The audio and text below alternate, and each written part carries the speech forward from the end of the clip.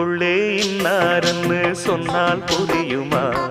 அது கொஞ்சி கொஞ்சி பேசுறது கண்ணில் தெரியுமா?